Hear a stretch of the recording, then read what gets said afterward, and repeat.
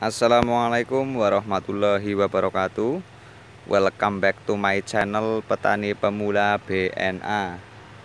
Oke teman-teman, pada siang hari ini saya sedang berada di pembibitan durian Simimang yang berada di wilayah Desa Pekauman, Kecamatan Madukara, Kabupaten Banjarnegara, Jawa Tengah. Tema pada siang hari ini yaitu bagaimana cara mendongkel bibit durian yang ditanam agar di situ tidak terjadi kendala seperti biasanya kalau bibit sudah didongkel itu kalau kita mendongkelnya itu salah dan juga ketika habis didongkel itu kita perawatannya salah itu akan berdampak pada bibit. Dampaknya itu dampak negatif, bibitnya itu bisa daunnya rontok dan juga di situ bisa menjadi akhirnya kematian ini teman-teman dari bibit durian. Dan kebetulan ini yang dongkel ada Bapak Mas Nget, beliau sepertinya sedang santai karena ini sudah tahap hampir selesai ini. Biar lebih jelasnya lagi, saya akan sedikit-sedikit berbincang kepada Pak Mas Nget ini. Ya, selamat siang Pak Mas Nget. Selamat siang. Ya, gimana kabarnya siang hari ini? Alhamdulillah sehat. Alhamdulillah sehat ya Pak ya. Ya ini kebetulan Bapak Mas Nget sedang istirahat. Saya ingin sharing-sharing sedikit ya Pak ya tentang bagaimana cara mendongkel bibit durian dengan baik dan benar, dan juga di situ penanganannya ketika sudah didongkel itu seperti apa agar bibit itu tetap sehat dan tidak stres intinya lah. Yang kadang-kadang berujung kematian kalau salah penanganan. Pertama-tama prosesnya gimana Pak? Secara teori saja. Secara teori ya kita harus bersihin dulu, terus kita ukur lah, melihat bibitnya besar kecilnya. Oke. Lalu caranya itu kita batasi lah, kira-kiranya itu caranya itu gimana ya? Lebarnya gimana, terus tahan bibitnya gimana? Ya betul. Terus kalau kita agar nggak rusak, daunnya itu diikat dulu. Daun berarti harus diikat memutar. Iya, diikat. Oke teman-teman. Nah, apa-apalah. Yang penting itu tanahnya itu kita harus mencangkulnya sedikit-sedikit. Oh ya betul. Biar tidak bengkak. Tidak pecah ya. Tidak pecah. Oke. Pecah. Terus sedikit-sedikit diangsur, sedikit cangkul. Terus ke bawah disusuk sama, kalau punya istilahnya gando ya gando atau gaman. Iya betul. Kalau tidak mempunyai ya pakai apalah, pakai namanya selondom, tapi selondom itu malah bisa rusak sekali. Itu kan gedogannya itu keras, Terlalu keras ya. terlalu keras, itu oyotnya bisa mumbul itu kalau yang besar. Oh iya Jadi betul, harus pakai gaman yang sedikit-sedikit lah, terus ke bawah dicangkul, ke bawah terus dicangkul. Dikira-kira itu lajennya nyampe berapa, dikira-kira aja. Kalau lajennya sebisa-bisa jangan sampai putus terlalu banyak lah. Oke. Lajennya bawah itu Akar tunggang ya. tunggang ya. Betul sekali. Terus kalau sudah itu pakai belepet kandi, Oh iya. terus diikat yang kenceng. Oke. Yang kenceng.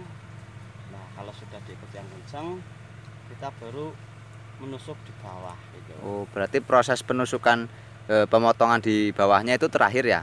Tahap terakhir. Tahap terakhir. Contohnya seperti ini ya Pak ya.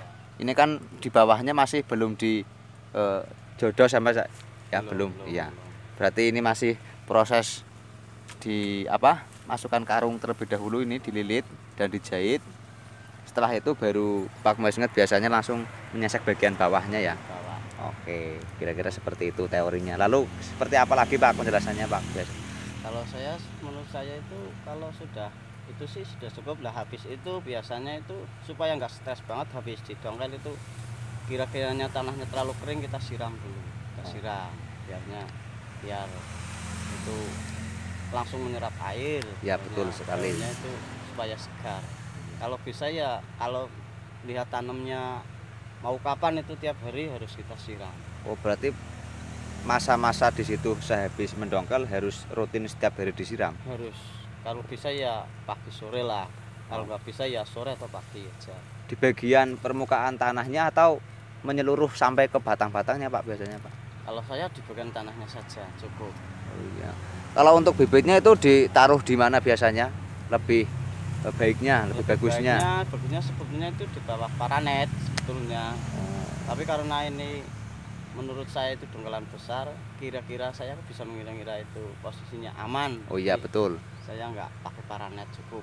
Oh ya, berarti dikira-kira ya karena sudah terbiasa memahami karakter bibitnya dulu ya Pak ya. Iya, iya. Oh, ini bibit yang bandel istilahnya, Iya. kan tidak perlu di apa kasih paranet ya. Nah, Oh, cukup. kira-kira seperti itu teman-teman. Jadi harus melihat bibitnya terlebih dahulu. Biasanya Pak kalau proses dari awal mendongkel sampai di situ bibit benar-benar sudah sehat, biasanya kan ada masa stres ya Pak ya pada Iya, daun. iya. Itu sampai berapa hari sampai sehat Pak biasanya Pak? Biasanya kalau yang normal yang bagus, saya udah pernah itu nggak ada stresnya. Itu kalau tanahnya besar udah pernah saya. Oh. Tapi kalau biasanya masa-masa stresnya biasanya 1 minggu lah, nyampe 20 hari lah. Oh iya. Biasanya. Proses penyembuhannya ya Pak ya biasanya.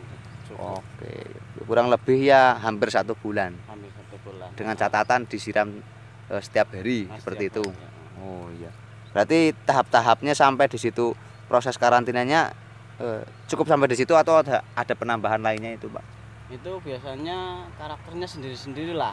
Ada yang habis ndongkel, ada yang mungkin pakai obat atau penumbuh Vitamin biasanya ya, vitamin, perangsang akar ya.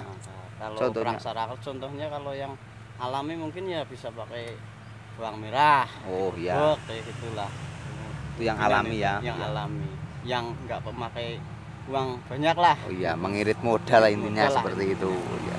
Jadi bisa diakali sesuai selera teman-teman lah, mau yang pakai di situ vitamin yang dari online atau toko pertanian atau mau buat sendiri itu bisa-bisa saja ya. Bisa. Oke, gitu. Berarti simpel ya Pak ya, Simpel. tidak sulit ya. Tidak. Oh iya. Ada tambahan lagi atau enggak ini Pak? Kira saya sih cukup itu, Bang. Oh iya, dari awal proses tahap mendongkel sampai di situ karantina dan di situ bibit juga sehat itu tidak sulit intinya seperti itu ya Pak ya. Tidak sulit. Yang Oh. penting kita harus menanganinya itu hati-hati lah istilahnya itu. Mm-mm. Itu merawatnya ya dengan caranya itu dengan legowo, nggak seneng lah. Oh iya, katakanlah benar-benar. itu. Iya, oke, siap. Nah, itu teman-teman baru saja disampaikan oleh Bapak Mesnget terkait tentang dari awal proses pendongkelan bibit durian yang ada di sini, dari tahap mendongkel sampai di situ proses karantina dan juga sampai sehat itu teorinya itu sementara ini sudah disampaikan teman-teman. Jadi teman-teman pasti sudah bisa mengira-ngira untuk proses rawatannya itu terbilang mudah dan tidak repot, intinya seperti itu teman-teman ya.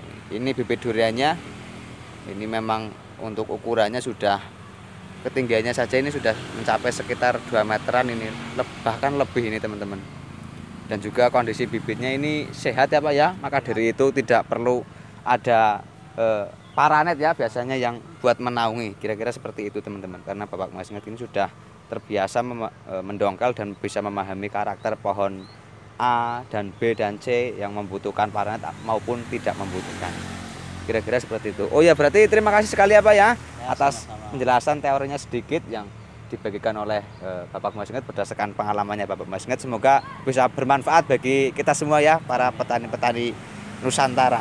Oke teman-teman, ini juga Mas Aryono sedang santai ini karena habis bekerja ini. Nah ini saya zoom lebih dekat lagi. Nah ini akarnya teman-teman. Nah, bibitnya juga besar, sehat-sehat. Oke teman-teman, mungkin itu saja tema pada siang hari ini. Semoga ada manfaatnya bagi teman-teman yang menonton video ini. Jumpa lagi di pertemuan yang akan datang. Jangan lupa like, comment, dan subscribe agar saya bisa berkembang untuk membuat konten-konten yang tentunya bermanfaat bagi teman-teman petani seluruh Nusantara. Dari awal sampai akhir, apabila ada tutur kata yang kurang berkenan, mohon untuk dimaafkan. Itu saja dari saya akhiri. Wabillahi taufiq wal hidayah. Wassalamualaikum warahmatullahi wabarakatuh. Salam petani durian Indonesia.